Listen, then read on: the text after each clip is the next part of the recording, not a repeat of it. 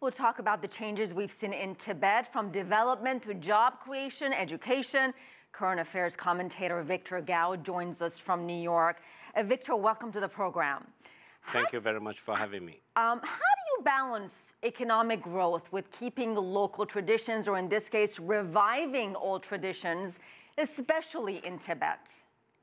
The Tibetan culture, religious practices, and traditions in general are very important heritage for Tibetans as well as for the whole Chinese nation. It's also very much a part of mankind's civilization. So protection of the Tibetan cultural, religious heritage is one of the most important things that China need to do. On the other hand, I think economic development is also booming in Tibet, and people are getting the economic benefits.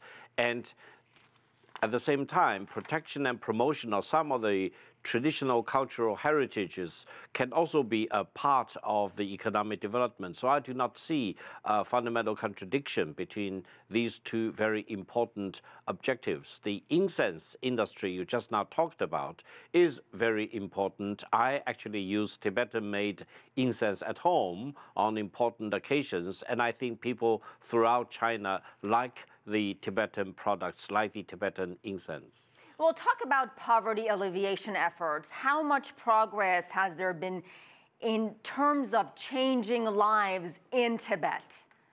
I think the geographical conditions in Tibet are very harsh, and economic development need to be very much tailored to the specific conditions in Tibet.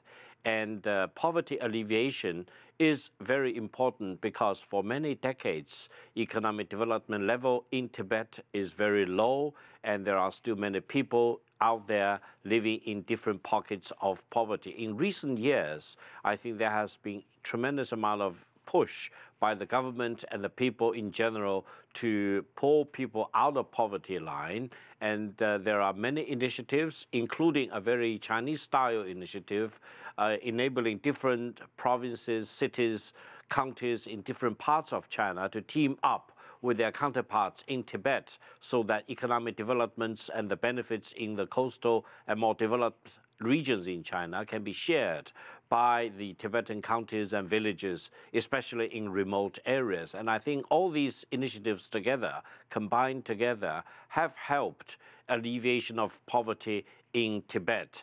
And I think the people in Tibet are now enjoying better economic benefits, although I think we still need to make sustained effort to make sure that these efforts are sustainable for the longer duration going forward. And what about children and education for these kids? What kind of impact will schooling have and a proper education on kids? Definitely. I think education is the key to ensure the sustainability of economic development in Tibet.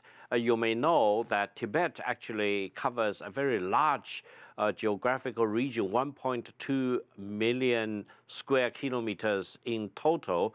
And there are many people who still live in remote areas. Many still keep to their nomadic traditions. And therefore, to promote education has to be done in line of the specific circumstances. In Tibet, there are still many families who reside in very remote and inaccessible conditions and locations, and how to group them together to send the kids to school at the primary and the secondary level, and how to promote, for example, satellite teaching, and how to make sure that education is upgraded and can accommodate the specific conditions in Tibet is a big challenge. And I hope everyone involved in this effort, the government agencies as well as the communities, should work together to make sure that no one is left behind, no kid is left behind in terms of receiving the high quality of education going forward. Good quality education is the future for the Tibetan people in the future. All right, Victor Gao, as always, we certainly appreciate it. Thank you.